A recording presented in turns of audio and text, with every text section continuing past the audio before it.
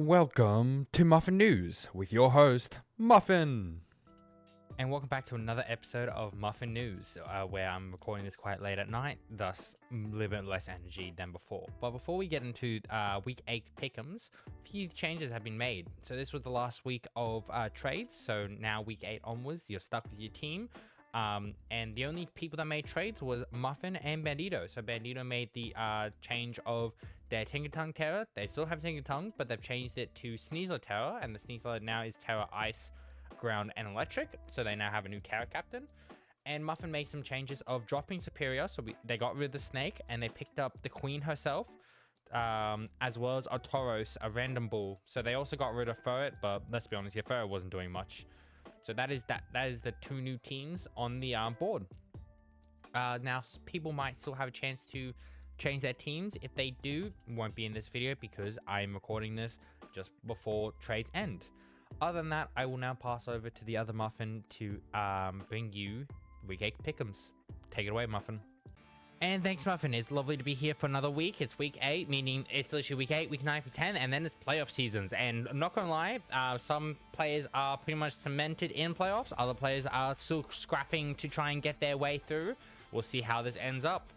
So first we have Muffin versus Brooks. It's a very important battle because this could define whether Muffin makes playoffs or where Brooks makes playoffs. So it's a very, very intense battle here. Brooks once again has their absolute OP team against Muffin's could be better team. I will note that Muffin's Chi-Yu is officially the kill leader overall, which is absolutely fantastic to see. We love the little fish. We call it fish gaming. But Muffin will have to try and overcome Brooks' powerful team. If I had to guess, I'm guessing that probably things like the Goodra comes to try and shut down maybe an AV Goodra. I'm definitely thinking Rain would come in some way, shape, or form. Chempao will always come, and possibly the Sneasler also will join the fray, because fighting into this team, especially fighting Poison into this team, looks really, really good. So that's kind of what I'm expecting for the most part coming into this team. So those are the things that you gotta be very, very careful of. On the plus side, Muffin does have some things to fight, the things like Sneasler and the Chempao, which is really nice to have. But yeah, with Brooks' nice team change, it's gonna be a very tough one, but best of luck to both of you. Up next we have Bandito versus Ditto. Actually, funnily enough, another important battle just to for placement and all that. Bandito has actually been smashing it lately. He did change the Terror Captains from Tinkertongue to Sneasler, so Sneasler now has Ice, Electric, and Ground Terrors. Now, looking at this team, I think Bandito definitely has the advantage here. Iron Moth looks absolutely great. Same with the plant. However, the Meloetta, as seen from last week, caused a big upstir. And I think it is another Pokemon that can cause a big upstir again. With Terra Fairy, with it being able to change its forms to fighting, it can take on the Wrong Moon, it can take on the Iron Moth, it can take on a lot of these Pokemon. So I think we might see some, we might see a Spiritomb again. We haven't seen Spiritomb being bought, I don't believe, of yet. So maybe this is time for Spiritomb. Just because looking at the team, a lot of Will-O-Wisps are not appreciated around here. You know, a bit of Will-O-Wisp gaming. But honestly, anything could happen between these two battlers. So I'm very, very intrigued to see how it all turns out. But if I had to give someone the win, I think Bandito does have it, but I wouldn't be surprised if Ditto does come in with some heat. You know, things like Meloetta, Menafee, Donphan, Sizzle. There's so many massive threats that Bandito has to be very careful of. Even Agility Latias can very much snowball through the team, especially if it's a set where their Terra Fairies can't handle it. So it's got to be very, very, very careful of that.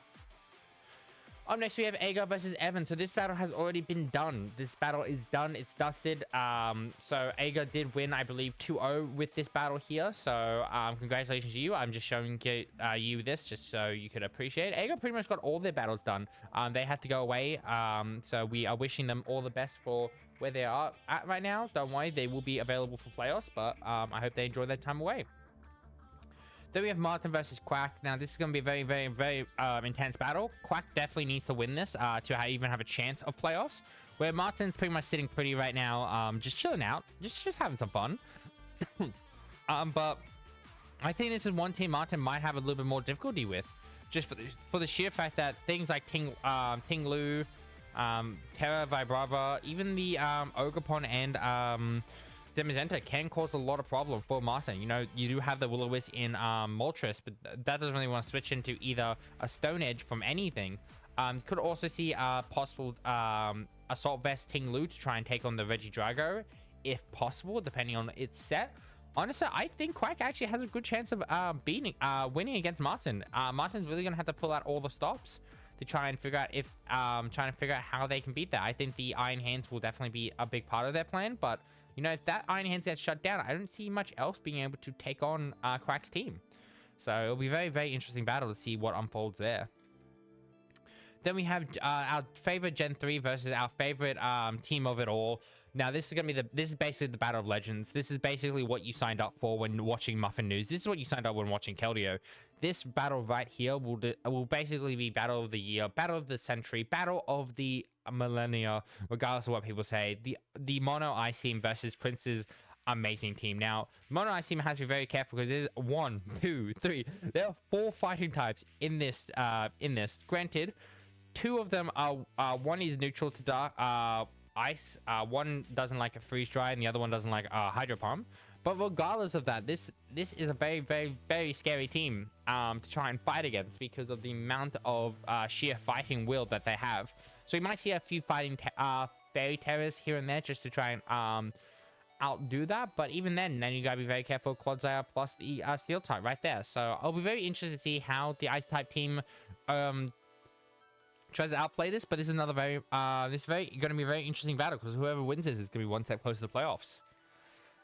Then we have Fungus versus Frost. Now, Fungus actually does need to win this slightly just to really secure this spot after losing to Muffin. A very intense battle. They do need to win this, and Frost is here to get. They need a win. They need to get their first win. Come on, Frost. I believe in you. Get your first win. I believe. Overall, I do think this is gonna be a very, intense matchup. You know, with Palafin there, that does technically check your Lando, that does check your Cinder. I was gonna say Cinderace. The only issue would probably be the Pole, which is, but you have the Enamorous right there for that. You have the Porygon 2 as well, and any of those physical attackers pretty much gets walled by the Poison Man himself. Speaking on Poison. I'm not gonna lie, if that area doesn't come, we could see not even Toxic Spike, just Toxic just absolutely willing this team down, which is a very, very big scare for them. But best of luck to both players. And that will sum up the team. I'll now pass off to Muffin for the outro. Thank you all for listening. And thank you all for watching another week of Muffin news pickems. Sorry, I have like the worst headache at the moment. I'm getting very tired. I've had a massive day, but I do appreciate you sticking around and listening to me ramble. We are getting very close to the end of the Muffin news. I will be very sad, but who knows, maybe I'll take Muffin news to pickems, so you'll get Muffin news pickems version, which would be kind of hyped. But for now, please stay safe, stay amazing, and I will see you all in the next week. Remember to touch grass. Bye.